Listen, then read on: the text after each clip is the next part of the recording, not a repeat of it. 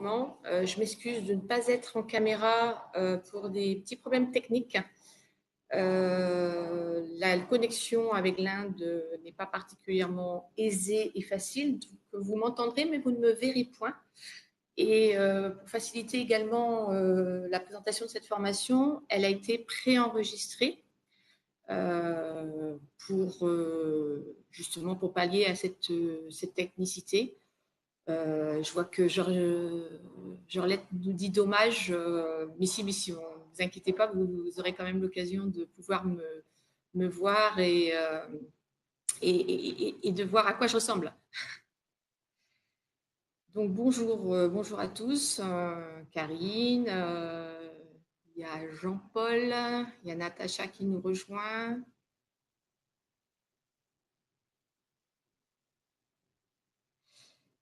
Alors, le son est taché.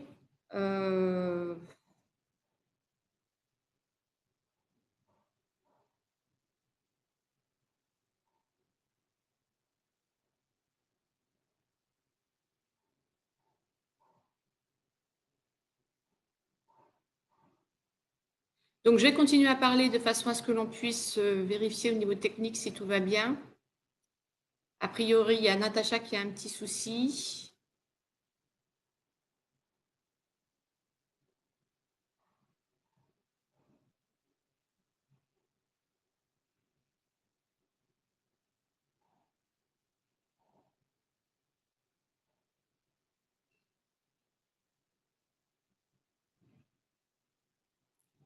Merci pour le Hare Krishna. C'est pas forcément, on peut peut-être dire Namasté.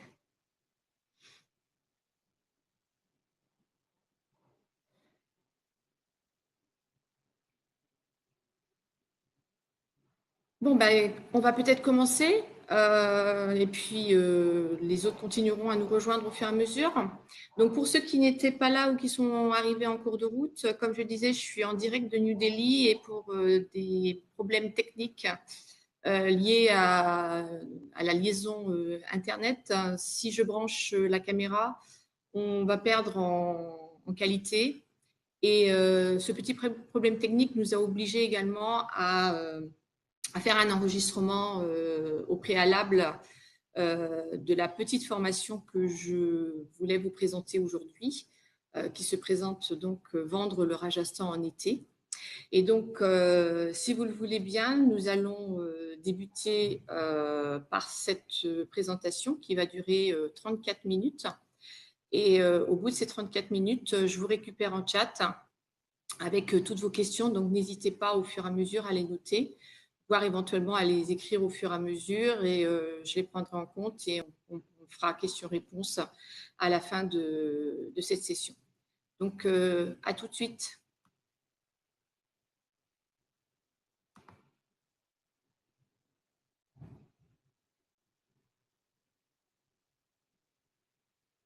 À toutes. Je vais vous dire Namasté, comme on dit en Inde. Namasté à cette formation Inde. Alors, nous allons commencer par quoi? Permettez dans un premier temps que je me présente. Véronique, directrice de Bibi Voyage. 18 ans en Inde, plus particulièrement à Delhi. Je suis bretonne d'origine. J'ai été microbiologiste dans une vie précédente. J'ai été directrice d'un laboratoire en France avant mon expatriation. Je suis mariée à un Indien. J'ai 2 grands garçons de 22 et 21 ans. Alors, que vous dire sur Véronique? Véronique, ça peut faire 6 pages. Si cela vous intéresse, c'est de me connaître plus, de comprendre un petit peu mon parcours. Je vous invite à aller sur la plateforme Together et de trouver un portrait qui a été effectué par une des personnes de l'équipe Together, le portrait de Véronique Narayanaswamy, directrice de Bibi Voyage, qui explique un petit peu mon parcours, puisque effectivement je ne suis pas du sérail, comme on dit, et qui définit notre profession d'agent de voyage, de DMC, comme étant des passeurs d'émotions. En effet, moi et mon mari, puisque nous sommes tous les deux à la tête de Bibi Voyage, nous nous sommes fixés une mission. Une mission, à savoir celle de faire vivre des expériences humaines et affectives aux voyageurs qui viennent en Inde.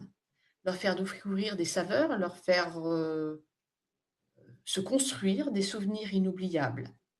Ce qui est important pour nous, c'est de partager nos connaissances du pays de façon à offrir à chaque voyageur le voyage qui lui convient. Ça peut paraître tout bête, mais ça nous semble très important dans la mesure où définir Bibi Voyage comme un DMC, un réceptif, la différence par rapport aux autres. Oui, on a tous forcément des différences, on a tous forcément une approche particulière, mais forcément l'implication personnelle que l'on y met est importante. Alors aujourd'hui, j'ai choisi de vous parler d'un sujet. Un sujet qui me tient à cœur, à savoir de vendre le Rajasthan en été. Et en tout petit, je dirais, mais pourquoi ne pas le vendre en hiver? Ça paraît antagoniste. Il faut savoir que l'Inde a de nombreuses idées reçues, ne serait-ce que, il suffit de vérifier ce que vous m'avez répondu au niveau des questions. Est-ce que c'est une destination compliquée? Vous avez été quand même 38% à nous répondre que oui, la destination est compliquée. Et suite à la question, rencontrez-vous des difficultés à proposer le Rajasthan en juillet et en août? Vous avez été 60% à nous répondre oui, vous avez des difficultés à positionner cette destination en été. Alors, ce qui me conforte, c'est que à 100%, vous avez tous envie de découvrir l'Inde, vous la proposez ou vous la vendez. En tout cas, c'est une destination et c'est pour ça que vous êtes là aujourd'hui, qui vous tient à cœur et je vous en remercie. Alors, je vous vois déjà avec de grands yeux vendre l'été et pourquoi ne pas la vendre en hiver? Pourquoi ne pas la vendre en hiver? Pour vous, c'est effectivement le Rajasthan, c'est le t-shirt, voilà. Alors, reprenons un petit peu les guides. Les guides, ils vont vous indiquer que la meilleure saison pour visiter l'Inde du Nord est de mi-novembre, l'automne indien, à fin mars. Éventuellement, pour certains, vous allez trouver une petite mention. En cas de brouillard et donc de mauvaise visibilité, l'arrêt photo ou Qutub Minar sera remplacé par la visite de. Alors, le Rajasthan, donc, vous connaissez, vous vendez, vous avez vendu, vous vendez, c'est la destination phare de l'Inde. Partout, pourtant, les voyageurs ont une idée reçue, voire vous également. Il fait beau, ça, c'est sûr. Mais fait-il chaud? Je vous ai dit que j'étais microbiologiste et donc je vais commencer par vous faire une démonstration relativement didactique, technique et scientifique. Voilà, le 15 février, c'était donc il y a un mois, il pleuvait à Delhi. Les températures de l'après-midi étaient aux alentours de 20, 21 et les températures de la nuit, 13, 9. Bon, vous allez me dire, ça va, c'est pas la catastrophe. Soit. Mais Delhi n'est pas Jaisalmer. Jaisalmer étant la capitale, enfin une cité tout à l'ouest du Rajasthan. Reprenons donc les températures le même jour. Nous sommes à 22 dans l'après-midi, 29 pardon, dans l'après-midi, pour des températures de 12 et 11 la nuit. Bon, c'est pas une catastrophe non plus, vous allez me dire. Sauf que si on prend des données un petit peu plus larges, à savoir sur l'année. Prenons ici le climat sur toute l'année pour Udaipur. Janvier-février, nous avons des températures minimum de 7 degrés quand elles ne sont pas moindres. C'est-à-dire que ça, c'est uniquement une moyenne.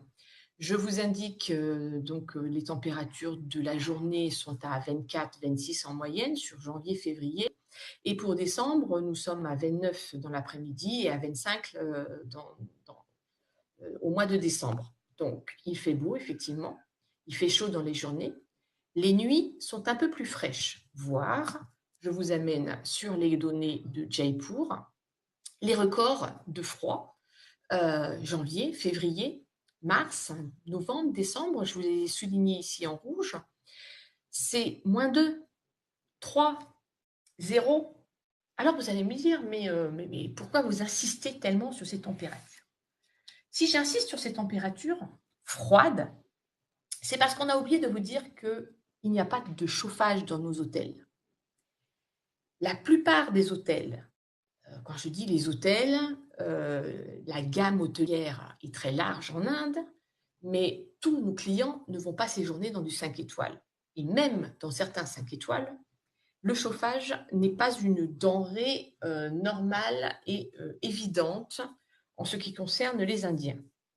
Alors, vous allez me dire, c'est pas bien grave. Ben, est-ce que vos clients avaient prévu de devoir venir en vacances avec la polaire, le bonnet, les gants? Parce que c'est bien ce qui se passe. Et que la polaire, les gants, c'est pas forcément très drôle, qu'on n'a pas forcément prévu. Et surtout, ce qu'on n'a pas prévu, c'est que quand on va au Taj Mahal, le Taj Mahal, on va l'avoir comme ça. Bon, ça peut être charmant comme ça. Ça peut être un effet quand même, voilà, ça fait une belle photo. Quand c'est comme ça, et que c'est comme ça toute la journée, ça devient déjà un peu moins drôle. Quand on doit faire une photo de famille dans ces conditions, admettez que c'est pas top non plus. Les Indiens, eux, ont prévu. Enfin, ils le savent. Ils ont donc tout l'équipement nécessaire. Par contre, nos touristes, c'est plutôt un petit peu dans ces accoutrements que nous allons les retrouver. Et oui, nous ne leur avions pas dit qu'il faisait froid. Parce que pourquoi? Parce que tous les ans, ça fait 18 ans que je suis en Inde, tous les ans, il fait froid. Et le couplet du petit guide qui va vous dire « Ah, mais c'est un hiver exceptionnellement froid », bon, à d'autres, qu'on arrête de ne pas respecter les voyageurs et de leur raconter n'importe quoi. 18 ans que je suis en Inde, 18 ans que les hivers sont du même acabit, 18 ans que je ne supporte plus de devoir travailler à l'intérieur avec 3 polaires à défaut de chauffage. Donc, il faut rester correct et honnête. Savez-vous, par exemple, je vais vous donner un exemple de vie. Parce que quand on pense Rajasthan, on pense à ça. Un superbe soleil, des superbes piscines. Les piscines, savez-vous que pour un résident indien, en l'occurrence moi, une piscine, je suis susceptible d'y aller me relaxer. Sauf que nous, nos piscines publiques, parce que nous, ça existe aussi, des piscines publiques en Inde, il ne faut pas croire, il n'y en a pas que dans les hôtels, eh bien, nos piscines, elles sont vides et de façon légale, d'obligation légale, du 1er novembre au 31 mars, elles sont fermées parce qu'elles ne sont pas utilisables. Elles sont à nouveau remplies et sont officiellement ouvrables du 1er avril au 31 mars. Alors, vous allez dire, ah oui, mais les Indiens sont frileux. Non, ils ne sont pas plus frileux que les autres. Est-ce que vous vrai? Mais quand il fait froid, il fait froid. Quand il fait froid, il fait froid. Hops. Un 0, c'est un 0. Et un 2 degrés, c'est un degré. Et les températures, on a vu qu'à Jaisalmer, elles pouvaient être dans la journée à 29. Mais quand la nuit, il fait 10 ou moins de 10, l'eau reste froide et très froide. Alors, ça, peut-être que ça vous étonne. Pour certains Indiens, ça ne les étonne absolument pas. Je vais donc vous donner un petit exemple. Un jour, lors d'une réunion professionnelle, je m'en suis ouverte à un de mes confrères en lui disant que c'était quand même inadmissible que l'on ne prévienne pas les voyageurs qui pouvaient faire froid à cette période de l'année. C'est quelque chose que je fais. Et lorsque je reçois encore un petit peu trop souvent des demandes d'hôtels avec piscine pour Noël et Nouvel An, si, je vous assure, des demandes de voyageurs qui veulent des hôtels avec piscine pour Noël, le 1er de l'an, pour venir en famille, c'est tous les ans que je reçois ce genre de demande. Et donc, lors d'une réunion professionnelle, je dis à un de mes confrères que ce serait quand même bien que l'on prévienne les voyageurs. Il m'a répondu, mais t'es bien con, Véro.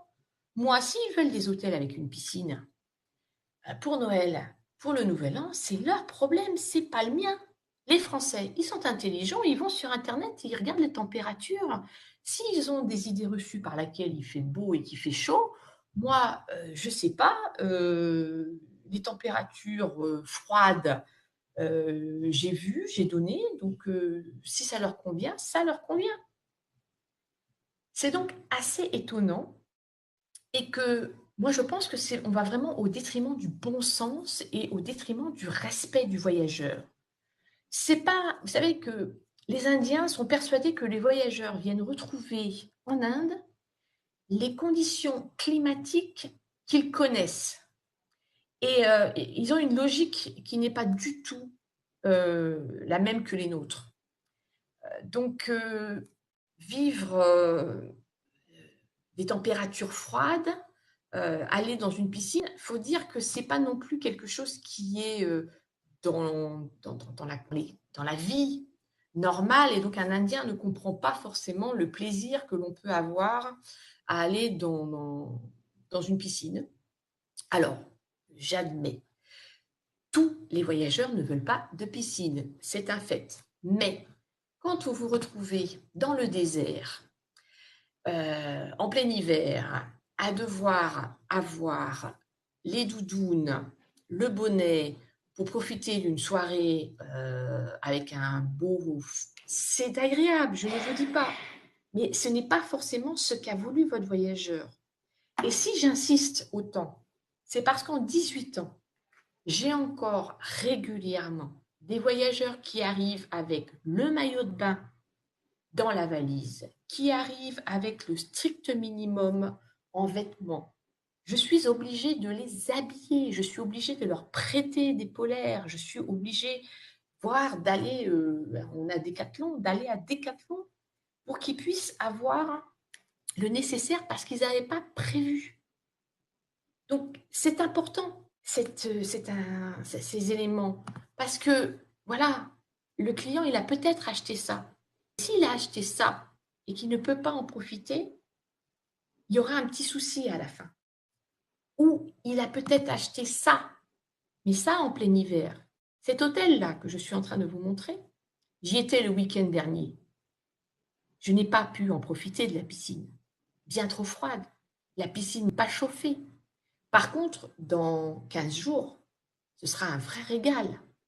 Et ce sera un régal jusqu'au mois de septembre. Il y a donc des avantages à vendre. Ce que je veux dire par là, l'été ou l'hiver, ce n'est pas le problème. Le problème, c'est d'être à l'écoute des attentes des voyageurs de façon à le conseiller au mieux. Il est important de comprendre ses motivations, ce qu'il souhaite, ce qu'il a envie. Parce que comme je vous l'ai montré, les températures peuvent être fraîches, froides. Alors vous allez me dire, oui, mais l'été, c'est la mousson. Nous y reviendrons un petit peu après la mousson. Je vous ai montré quelques exemples d'hôtels avec piscine, mais on peut avoir d'autres envies. On peut avoir envie de vivre au plus proche de la population, dans des hébergements un petit peu plus sommaires, d'aller à la rencontre des populations, d'être au plus proche des populations locales, de vivre avec eux des moments de partage. Et c'est ce que l'on me demande de plus en plus et c'est ce que nous faisons. Je pense que nous le faisons bien, voire très bien à Bibi Voyage.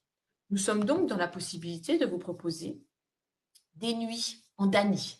Les danis, ce sont les petites maisons que l'on trouve dans le désert. Le dani, ce sont des huttes d'habitation qui sont situées à proximité d'une famille. Mais nous avons développé des danis de façon à ce que vous n'interfériez pas sur leur intimité et que votre intimité soit préservée. Nous avons donc un dani avec 2 chambres composées de charpoy que nous avons rendu plus confortable avec l'ajout de matelas de coton. Prise électrique, nous avons également pour l'été les ventilateurs Pas de climatisation, ce n'est absolument pas nécessaire, strictement végétarien.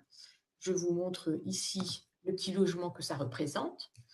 Et bien là, je vous assure, vivre dans ces conditions-là en plein hiver, c'est pas top. Parce que là, pour le coup, je ne peux pas chauffer. Quoique, par rapport à de nombreux hébergements où on peut avoir froid, ici, on a un petit système de bouillotte. On a les superbes couettes. Et comme on sait qu'on est à la campagne, dans un environnement très privilégié, les clients acceptent sans aucune difficulté de dormir avec 3 polaires, le bonnet, pour profiter de l'expérience. Mais en été, la construction même qui respecte l'écologie locale fait qu'on a une ambiance sans climatisation, totalement écologique, totalement respectueuse de l'environnement, qui permet aux clients d'avoir une expérience extraordinaire. Et alors vous allez me dire, mais la mousson, et oui la mousson, et la mousson c'est quoi? La mousson, ici au Rajasthan, ce sont des trompes d'eau. Allez, 1 heure, un gros orage en fin de journée, peut-être un petit peu plus. Lorsque on entend parler d'inondations, c'est sur Mumbai, c'est au Kerala l'année dernière, mais au Rajasthan, on va peut-être avoir quelques épisodes d'inondations sur des endroits très spécifiques, parce qu'effectivement, ça va tomber, mais ça ne va pas tomber pendant des jours et des jours. Donc, il y a aussi un charme à la mousson. Et quand vous demandez au client qu'est-ce qu'il préfère, se retrouver sur un dos de chameau ou au milieu du désert, mouillé, mais avec une bonhomie de la population qui est très contente de cette eau qui tombe du ciel, ou devoir supporter le froid, l'hiver, 3 polaires qu'il n'a pas prévu et avec des conditions climatiques auxquelles il ne s'attendait pas, demandez-lui. Faites-le réfléchir à ce qu'il va aimer. Et là, on va peut-être changer de discours. Autre chose, juillet-août. Juillet-août est donc considéré basse saison. Bon, c'est dans les faits, avéré, c'est comme ça. Donc, un hôtel, je vous ai montré des hôtels avec des belles piscines, un hôtel à 100 €, avec une commission à 10, ça fait 10. Ces mêmes hôtels, avec la même piscine, non chauffée, en pleine saison, décembre-janvier, sera à 200, avec une commission donc qui vous rapporte 20. Et comme l'effort de vendre en juillet-août est bien plus important, pourquoi se donner la peine? Mes chers compatriotes, mes chers confrères indiens, voilà, ils ont une façon et une approche de faire le business qui est quand même, allez, je suis là pour vous vendre un produit. Je ne cherche pas à vous expliquer et à vous accompagner dans la vente. Je suis là pour vous vendre un 12 jours, un 15 jours, toujours la même chose. On n'est pas vraiment dans l'écoute. Donc, je vous ai parlé des voyageurs qui vont me demander donc des hôtels avec piscine, ou alors ils n'ont pas forcément demandé ça comme ça. La plupart du temps, il faut sentir, il faut sonder, il faut questionner. Vous voulez aller au Rajasthan, quelles sont vos attentes? Vous nous avez demandé des hôtels 4, 5 étoiles. Est-ce que la piscine est importante? Peut-être que ça ne paraît pas pour vous important, mais ça va l'être pour le voyageur qui se dit, ben voilà, en fin de journée, je serais très content de pouvoir aller me prélasser pendant 30 minutes et profiter de la piscine de l'hôtel. Sauf que si vous ne lui avez pas dit que la piscine, ça fait faire gla gla gla gla gla, bon. Donc, une fois qu'on a décortiqué la demande et qu'on s'est rendu compte que le Rajasthan ne va pas forcément lui convenir, bon, eh ben, l'hiver, Véronique, elle a une solution, je les dirige vers le Kerala. Mais les diriger vers le Kerala, est-ce que ça veut dire impérativement que nous devons leur proposer les backwaters? Parce que les backwaters, ils ont ceci en tête. C'est beau, c'est chouette, c'est ce qu'on a envie de voir. La réalité, elle va être tout autre. C'est un peu encombré dans les backwaters. Pour les houseboats, parce qu'effectivement, les houseboats, c'est pour tous les programmes. Les houseboats, si l'hébergement en lui-même est très insolite, sa surexploitation le rend un petit peu moins attrayant. Des houseboats, les uns d'à côté des autres, il n'y aurait pas moins de 1000, voire 2000 ou 3000, je ne sais pas exactement de combien de houseboats qui circulent. Et il suffit de chercher un petit peu sur TripAdvisor, pour en donner un exemple, et vous allez trouver un certain nombre de remarques. Piège à touristes, arnaque, tourisme de masse, autoroute des vacances, des remarques qui ne sont pas forcément pour faire plaisir. Et je peux vous dire que quand on est en face de certains voyageurs qui recherchent l'authenticité, qui recherchent l'authentique, et ils sont de plus en plus nombreux, ils ne vont pas forcément apprécier que nous cautionnons ce tourisme de masse. Et puis, il est important de leur signaler ce qu'ils risquent de voir, ce qu'ils risquent de vivre. Parce qu'une fois que vous leur avez présenté ce que la dure réalité, parce que la dure réalité, elle est là, forcément, on a des solutions à vous proposer, ne vous inquiétez pas. Mais votre voyageur, il va vous dire « Oh, mais merci, merci de me l'avoir signalé ». Alors, vous allez avoir l'impression que je parle un petit peu du coq à l'âne. Non, non, je suis toujours dans mon idée de vendre le Rajasthan en été et surtout, pourquoi ne pas le vendre en hiver. Ce qui m'est important surtout, c'est de prendre en compte ce que veut votre voyageur. Et il est là l'important. Pour moi, l'important, il est que ce voyage en Inde doit être un voyage qui doit se préparer avec un soin tout particulier, parce que l'Inde est un pays unique, unique en son genre. Et donc, je vais faire un petit aparté. C'est un pays qui est unique en son genre par sa diversité de sons, de couleurs, de sensations. L'Inde n'est pas un pays facile à aborder, puisque vous l'avez effectivement signalé à 38%, que c'est une destination qui est compliquée, avec de nombreuses idées reçues, et que tout ça fait qu'il est important d'apporter une préparation minutieuse avant le départ, qu'il est important de prendre en compte les intérêts, les attentes de vos voyageurs et de nous le retransmettre. Parce que tant que cela ne nous sera pas retransmis correctement, il sera compliqué d'approcher ce pays qui est un pays extraordinaire.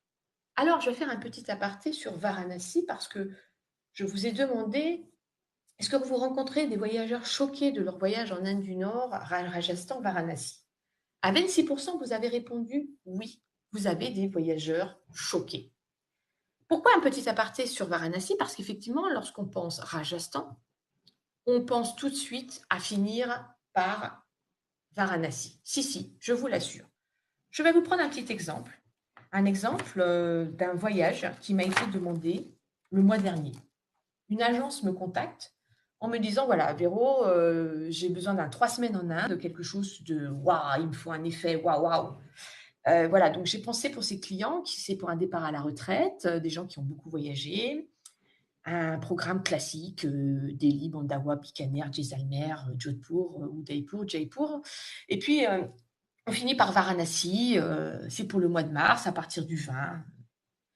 Alors, dans un premier temps, je lui dis, bon, écoute, c'est un petit peu dommage parce qu'on a Holi, le 20 et le 21, et que pour faire un effet waouh, ça aurait été sympa. Et que par contre, là, pour Varanasi, tu vois, l'effet waouh. Alors, Varanasi, c'est beau, c'est sympa, c'est la spiritualité, c'est un certain nombre de choses, mais c'est aussi, et il ne faut pas se le cacher, c'est la mort. C'est un rapport à la mort où on n'est pas forcément prêt. Et ce voyageur, cette agence, tout d'un coup, prenant conscience de ce rapport à la mort, me dit, Véro, je pense que tu as raison. Ces voyageurs ont perdu une fille par suicide il y a à peine 2 ans. Et je pense que Varanasi ne va pas forcément être la meilleure étape à leur proposer pour un voyage. Et donc, ces voyageurs sont actuellement en Inde. Nous avons fait un 3 semaines, Rajasthan, avec bien d'autres choses à découvrir. Et lorsque j'ai rencontré ces voyageurs à Delhi à leur arrivée, ils étaient effectivement très contents de cette décision et de ce conseil de ne leur pas avoir proposé Varanasi, parce qu'entre-temps, la dame s'est un peu renseignée et s'est dit « oups, oups, oups, c'est pas forcément quelque chose que j'ai envie ». Alors, Varanasi, ça peut être très sympathique, ça peut être très envoûtant, c'est une destination à part, mais encore faut-il savoir qu'est-ce que l'on va proposer. Il faut savoir que souvent, l'incontournable pour les voyageurs, c'est aller voir le Gange, aller voir les Ghats, toucher la vie spirituelle, voir la vivre. Mais un jour, j'ai trouvé sur Internet un article. C'était des routards. J'ai rien contre les routards. Et l'article disait ceci. Nous avons été interloqués du fait que le linge, après avoir trempé dans une eau sale, sèche, que cette eau soit considérée comme pure aux yeux des hindous, qu'ils peuvent y faire un petit plongeon, éventuellement qu'ils y prient. Nous nous sommes étonnés que l'on rase la tête d'un membre d'une famille endeuillée. Pour nous, Varanasi est une ville crématoire, ville sacrée au fleuve sacré. Et ensuite, il continue. Il continue par des propos. L'incinération diffère selon la caste, pas au même endroit et encore pas avec du même bois. Et puis les cadavres, emballés dans un drap blanc. Ils y trouvent une énergie qu'ils qualifient d'incroyable. Et ensuite, ils s'offusquent des activités mercantiles à destination des touristes, qu'ils sont eux-mêmes. Alors, Varanasi, ça peut être beau, ça peut être beaucoup d'émotions, mais ça peut être aussi très choquant. Et il est important, lorsqu'on prépare son voyage, de prendre cette dimension. Alors, vous allez me dire, nous sommes à 30 minutes, on ne sait toujours pas comment vendre le Rajasthan en été. Mon propos n'est pas de vous donner des solutions pour vendre le Rajasthan en été. Vous avez été 60% à me dire que vous rencontrez des difficultés à proposer le Rajasthan en juillet et en août. Oui, mais vous pourriez avoir aussi ces difficultés à le vendre en hiver. Sauf qu'en hiver, tout le monde est persuadé que voilà, c'est pratique. Alors, nous, à Bibi Voyage, moi, Raghu, Véronique et toute mon équipe, pour nous, ce qui est très important de vous faire appréhender que l'Inde doit se préparer avec soin. Il est important de bien définir ce que souhaitent les voyageurs, quelles sont leurs attentes, de façon à ce que nous puissions travailler avec vous dans la conception d'un programme qui va être leur programme, qui va prendre en compte leurs attentes, leurs envies et qui va gommer, qui va leur éviter tous les écueils que peuvent être la destination. C'est très compliqué comme approche, l'Inde. Mais quand on crée un voyage, la façon dont nous créons, ce qui est important, c'est l'écoute du voyageur. Et moi, j'ai tendance à poser beaucoup de questions. Et quand je vous pose beaucoup de questions, c'est parce que le cahier des charges n'est pas suffisant et que j'aimerais en savoir plus. Parce que plus j'aurai d'informations, nous sommes intéressés par le budget, nous sommes intéressés par les envies, par les centres d'intérêt, par la gestion du temps qu'ils ont envie. Est-ce qu'ils veulent du repos ou pas? Et ce qui nous est important, c'est de vous donner des pistes, de vous faire prendre conscience que, attention, les villes au Rajasthan, c'est fatigant. Les villes au Rajasthan, c'est une pollution à tous les niveaux. pollution non sonore, pollution dans les odeurs, pollution, mais de tout.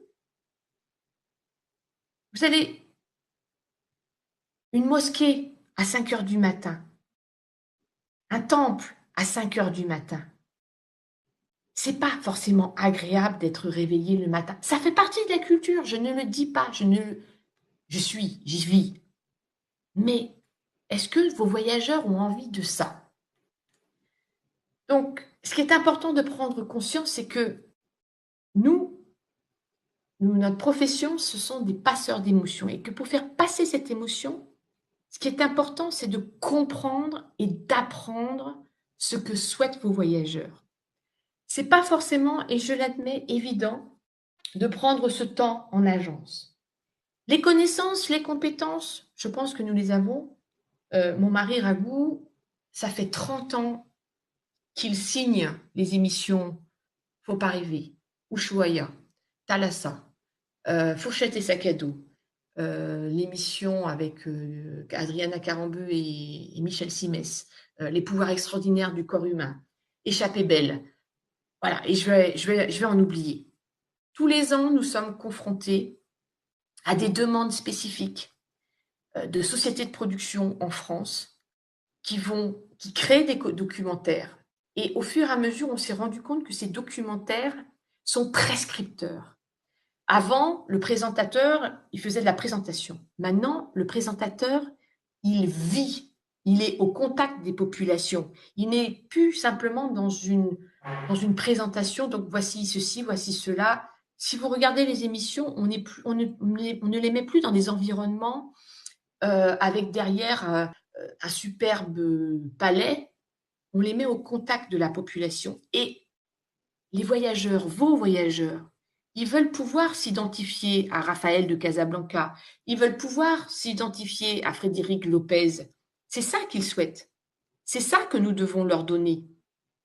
Alors, ils peuvent avoir envie le soir d'un hôtel avec une piscine ou pas, mais ils ont envie de pouvoir être à l'aise.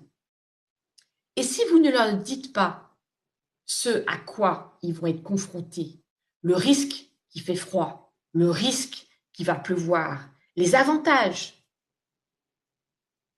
vous allez faire fausse route. Alors, on va pouvoir reprendre et poursuivre cette discussion, si vous le voulez bien. Nous allons donc passer sur le chat, en espérant que la technologie ne nous fasse pas défaut. Donc, je vous retrouve tout de suite et à tout de suite sur le chat. Et voilà, je suis là. Je suis là, c'est vous, pour ceux qui sont encore présents. Donc, vous êtes encore nombreux à être présents. N'hésitez pas donc à me poser un certain nombre de questions auxquelles je vais répondre en direct tout de suite.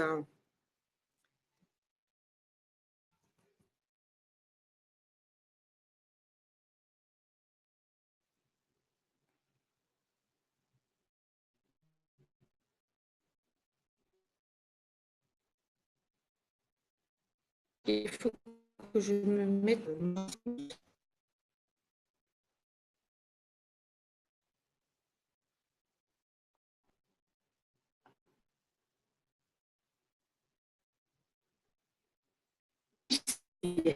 On est, je suis à mettre de questions.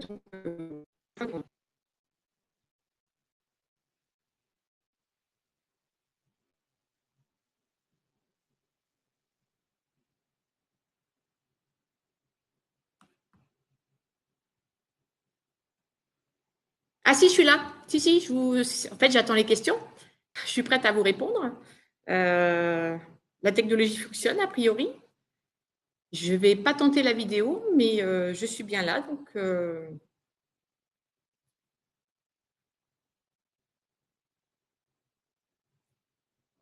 pour ceux qui ne savent pas, il faut en fait, vous écrivez la question, je vais la reprendre et puis je vais y répondre directement. Donc, n'hésitez pas à taper ce que vous souhaitez.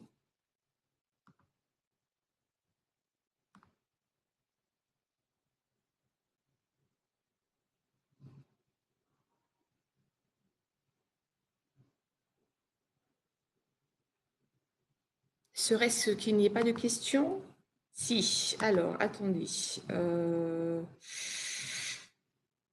Quelles sont les alternatives à Bibi Voyage?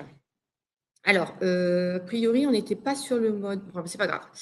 Quelles sont les alternatives à Varanasi? Les alternatives. Après, c'est une question toujours un peu compliquée, mais qu'est-ce qu'ils attendent de Varanasi et qu'est-ce qu'ils souhaitent à Varanasi? Qu'est-ce qu'ils attendent? Quelles sont les attentes en allant à Varanasi? Donc, c'est déjà les questions qu'il faut poser. Et à partir de là, je dirais que les alternatives, on va pouvoir les présenter. Donc, n'hésite pas, Angèle, à me dire par rapport à Varanasi, hein, dans la mesure où tu recherches a priori des alternatives, quelles sont les attentes de tes voyageurs? Cindy me demande pourquoi bébé voyage. Bébé voyage. Ça, il faut aller sur le petit portrait. Je vais vous le remettre parce qu'en fait, c'est lié à notre parcours. Et Bibi Voyage, c'est en fait Betuk Berunat Voyage. Et donc, il y a toute une histoire derrière, puisque en fait, le dieu Betuk Berunat, c'est le dieu des plaisirs. Et donc, ce dieu des plaisirs, c'est le dieu que l'on a souhaité honorer lors de la création de notre société.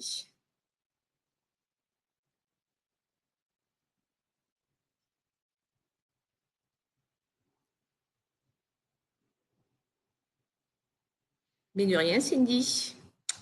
Alors, est-ce qu'il y en a d'autres qui ont des questions?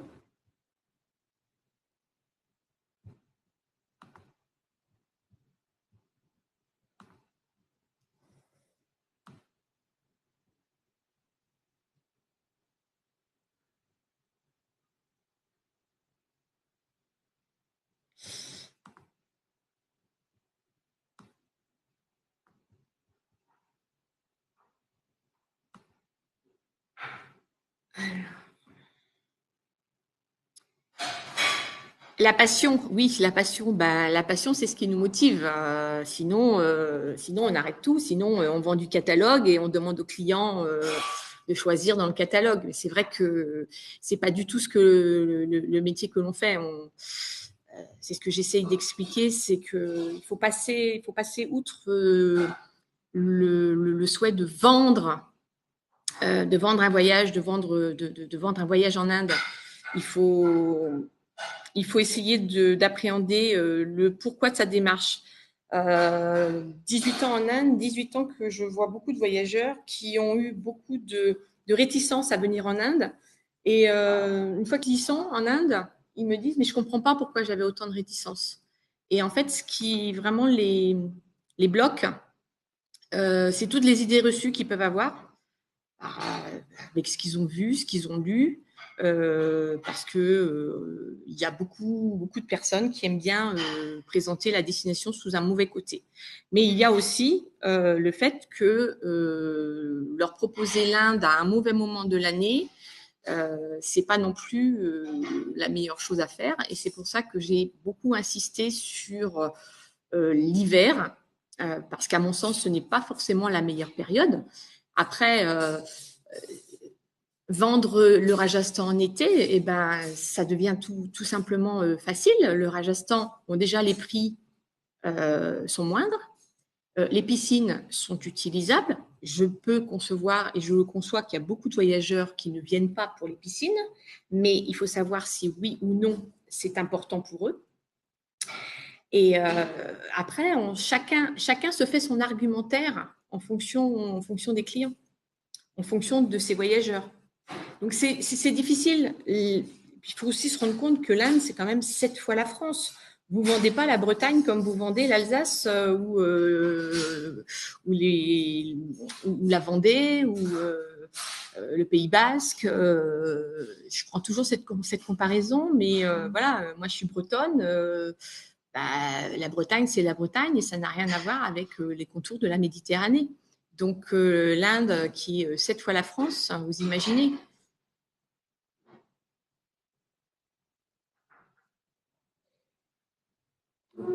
Alors, nous allons avoir une question de Natacha.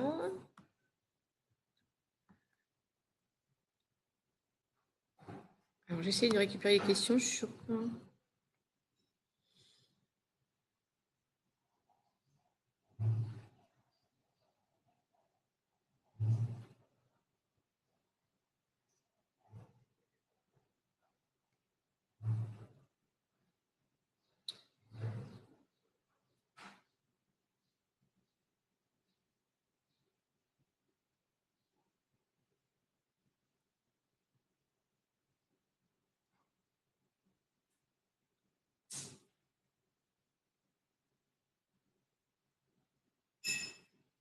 Alors, je pense que Natacha va nous poser une question, mais je n'arrive pas à récupérer la question. Donc... Ah oui, je comprends. Ça va être l'heure de déjeuner. Pour moi, il est 16h15, mais je comprends tout à fait que c'est votre heure de déjeuner et que la pause sera la bienvenue. Dans tous les cas, si vous avez besoin de questions, de réponses, n'hésitez pas. Vous pourrez retrouver mes coordonnées sur la plateforme. Et puis sinon, de toute façon, je vais vous envoyer un lien si vous avez besoin ou vous souhaitez réécouter. Et puis sinon, vous pouvez toujours m'envoyer les questions au fur et à mesure. Je serai ravie de vous répondre, soit par écrit, soit par WhatsApp, soit par mail, soit par téléphone. N'hésitez pas.